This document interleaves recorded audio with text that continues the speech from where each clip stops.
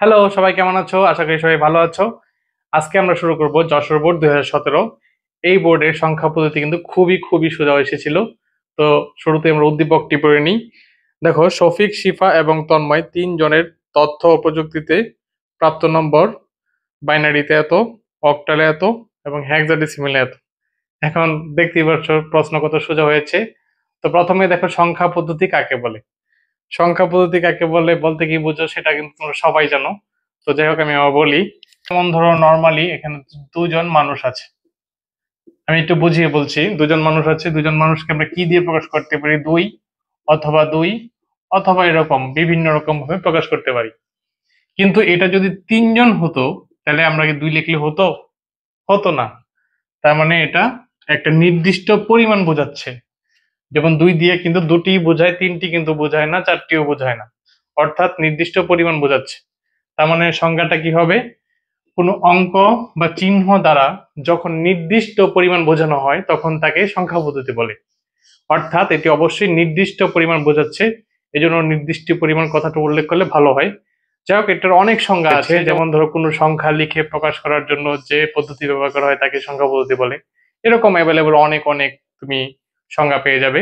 তো তোমার যেটা ইচ্ছা সেটা লিখবে। আমি নিচে একটি দিয়ে দিয়েছি, সেটা তোমরা লিখে নিতে পারো। যাই হোক, এখন দেখো খ নাম্বার কি বলেছে। খ নাম্বার বলেছে 11 বেস 10 সংখ্যাটিকে পজিশনাল সংখ্যা বলতে বলা হয় কেন। এটা নিচে বেস দেওয়াই আছে, তারপর আমরা লিখছি কেন পজিশনাল বলা হয়। তো যাই হোক, প্রথমে দেখো কি বলেছে, 11 বেস 10। এখানে আমরা 11 বেস 10। তো তাহলে এখন আমরা পজিশনাল সংখ্যা বলতে কিভাবে চিনবো, এটাও কিন্তু খুবই গুরুত্বপূর্ণ জিনিস। তিনটা জিনিস দেখলে আমরা বুঝতে পারবো এটা পজিশনাল সংখ্যা বলতে। কি কি? শুরুতে এক, এটা হচ্ছে স্থানীয় মান। স্থানীয় মান। আর স্থানীয় মান জিনিসটা কি? যেমন ধরো একটা সংখ্যা রয়েছে, যেমন 4। ঠিক আছে, 4-এর পরে যদি আমি 2 লিখি তাহলে হয়ে গেছে 42। মানে আগে ছিল 4, এখন কিন্তু দশক হয়ে গেছে 42। তারপরে যদি লিখি হয়ে গেছে শতক। তার মানে একটা স্থানীয় মান রয়েছে। তারপর প্রথম পয়েন্ট স্থানীয় মান। দ্বিতীয় পয়েন্ট কি? নিজস্ব মান। নিজস্ব মান বলতে কি বুঝাচ্ছে? যেমন 2, 2 দিয়ে কিন্তু আমরা দুটি বুঝাই, তিনটিকে কিন্তু বুঝি না। যেমন আমি যদি এখানে 3 লিখতাম তাহলে কিন্তু এটা হবে না। তার মানে নিজস্ব মানও থাকতে হবে, স্থানীয় মানও থাকতে হবে। তার মানে নিজস্ব মান, নিজস্ব মান। আর 3 নাম্বারটা হচ্ছে ভিত্তি। ভিত্তি জিনিসটা কি? যেমন ধরো আমরা যত বড় সংখ্যায় লিখি, যেমন ধরো 1,47,570 বর্গ কিলোমিটার, এখানে যে আমরা এত বড় সংখ্যা লিখেছি, যা কিছু লিখেছি সব 0 থেকে 9-এর ভিতরে রয়েছে। আমরা অক্টাল লিখি, বাইনারি লিখি, যাই লিখি, যেমন অক্টাল লেখা 0 থেকে 7-এর মধ্যে রয়েছে, বাইনারি লেখা 0 থেকে 1-এর মধ্যে রয়েছে। অর্থাৎ একটা মানে নির্দিষ্ট পরিমাণের মধ্যে রয়েছে, মানে কতটুকের ভিতরে রয়েছে। যেমন আমাদের সংখ্যা কি? 0 থেকে 9-এর ভিতরে রয়েছে। এই জন্য বেস কত? 10। এটা হচ্ছে ভিত্তি, আমরা আগের ক্লাসেই পড়েছি। তার মানে পজিশনাল সংখ্যা পদ্ধতি কিভাবে চিনবে? 3টা বৈশিষ্ট্য থাকলে: 1 স্থানীয় মান, 2 নিজস্ব মান, 3 ভিত্তি। তাহলে 11 বেস 10। 11-র কি? নিজ স্থানীয় মান রয়েছে, এই যে একক দশক। তারপরে এখানে একটা ভিত্তি রয়েছে, তারপরে নিজস্ব মানও রয়েছে। তাহলে কি লিখবা? 11 বেস 10 একটি পজিশনাল সংখ্যা পদ্ধতি, কারণ এখানে নিজস্ব মান, স্থানীয় মান এবং ভিত্তি তিনটি রয়েছে। যাই হোক, এটার উত্তরটা আমি এখানে দিয়ে দিয়েছি। তোমরা ইচ্ছা করলে এটা লিখতে পারো, সম্পূর্ণ নাম্বারই পাবে। এখন দেখো গ নাম্বার প্রশ্ন কি বলেছে। গ নাম্বার প্রশ্ন বলেছে উদ্দীপকের তনয়ের প্রাপ্ত নাম্বার দশমিকে প্রকাশ করো। দশমিক তো বলেই দিয়েছে, দশমিকে প্রকাশ করলে কিসের নিয়ম আমরা সবাই জানি, এটা হচ্ছে গুণের নিয়ম। তো দেখো, শফিক, শিফা এবং তন্ময় তিনজনের নাম্বার বলেছিল। এখন বলেছে আমাদের কি? তনয়ের নাম্বার। তনয়ের সবার শেষেরটা। তনয় কত আছে? 4-এ। প্রথমটা হচ্ছে শফিক, পরেরটা হচ্ছে শিফা, পরেরটা হচ্ছে তনয়। তনয় কত আছে তাহলে? 4-এ। 4-এ কি সংখ্যা? হেক্সাডেসিমাল সংখ্যা। তো যাই হোক, আমরা এখন গ নাম্বারটা করি। দেখো তো এখন গ নাম্বারটা বলেছে তনয়। তনয়ের নাম্বার কত আছে? তনয়ের নাম্বার আছে 4-এ। এখন এটা কিসে আছে? এটা হেক্সাডেসিমালে রয়েছে। নিতে বলেছে কি? দশমিকে। হ্যাঁ, এত সোজা।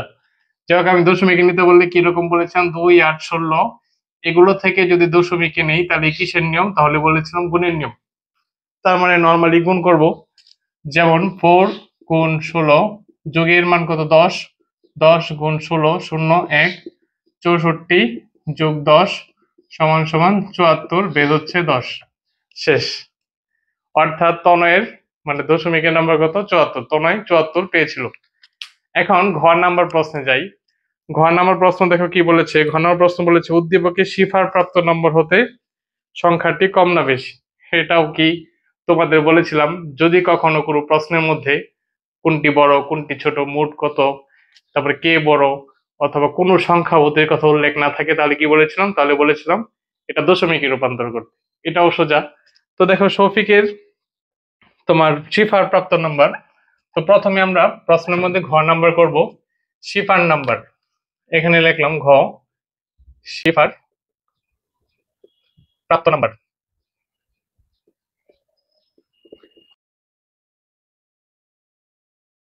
শিফার প্রাপ্ত নাম্বার, শিফার প্রাপ্ত নাম্বার দেখো প্রশ্নে কত উল্লেখ ছিল। শিফার প্রাপ্ত নাম্বার উল্লেখ ছিল 531, বেস কত, বেস হচ্ছে 8। তো শিফার প্রাপ্ত নাম্বার কি 531, বেস হচ্ছে 8। তার মানে প্রথমেই বলেছি তোমাদের কোনো কিছু না বলা থাকলেই মনে করবো এটা দশমিকে নিতে হয়েছে, দশমিক নিতে হবে। তাহলে 8 এর থেকে আমরা দশমিকে নিব, তার মানে কিসের নিয়ম, গুণের নিয়ম। গুণ দিব 5 গুণ 8 যোগ 3 গুণ 8 যোগ 1 গুণ 8, 0 1 2 পাওয়ার দিব 64। 64 কে 5 দিয়ে যদি তুমি গুণ করো তাহলে কত হয় 320 যোগ 24 যোগ 1, তাহলে কত হয়েছে 345। অর্থাৎ শিফা কত পেয়েছে, শিফা পেয়েছে 345। যদিও একটা অদ্ভুত নাম্বার পেয়েছে 100-র মধ্যে 345, কিন্তু এটা এসেছে, কিছু তো করার নেই। তো যাই হোক, এখন পরবর্তীটা বলেছে শিফার প্রাপ্ত নাম্বার সংখ্যাটি থেকে কম না বেশি। তাহলে এখন আমাদের কি করতে হবে, এটা মুছে ফেলি। প্রশ্নে প্রদত্ত নাম্বার, এখানে লিখবো আমরা প্রশ্নে প্রদত্ত নাম্বার কত দেওয়া আছে 1 1 0 0 0 1 1, বেস কত 2। তার মানে এটা বলেছে এটা থেকে কম না বেশি, তার মানে এটা আমরা করব, তাহলেই বোঝা যাবে। কি করব, যদি কখনো কোনো কিছু উল্লেখ না থাকে তাহলে দশমিকে করব বলেছিলাম। এটা দশমিকে নিবা, যেমন 1 into 2, 1 into 2, 0 into 2, 0 into 2, 0 into 2, 1 into 2, 1 into 2। এটা আশা করি সবাই বুঝতে পেরেছ। তো এখানে 0 1 2 3 4 5 6, 2 টু দি পাওয়ার 6 কত হয়, এটা হচ্ছে 64 যোগ 32 যোগ 0 এর সাথে যা গুণ দাও 0 0 0 2 1, 64 আর 32 কত 96, 96 আর 2 হচ্ছে 98, 98 একে 99, তা কত হয়েছে 99। তাহলে তুমি নিজেই বলো শিফা পেয়েছে কত 345, প্রশ্নে দেওয়া আছে কত 99, তে কত বেশি লিখবা। সুতরাং শিফা 345 মাইনাস 99 বা 246 বেশি পেয়েছে।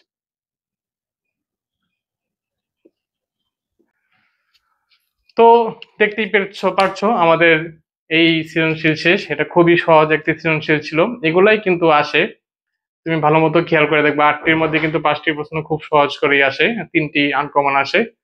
তো যাই হোক, নর্মালি ঘ নাম্বার প্রশ্নের মধ্যে 2 এর পরিপূরক এসে থাকে, কিন্তু কিছু কিছু বোর্ডে আসেনি। পরবর্তী ভিডিওতে আবার দেখা হবে। ধন্যবাদ সবাইকে, ভালো থাকবে, সুস্থ থাকবে।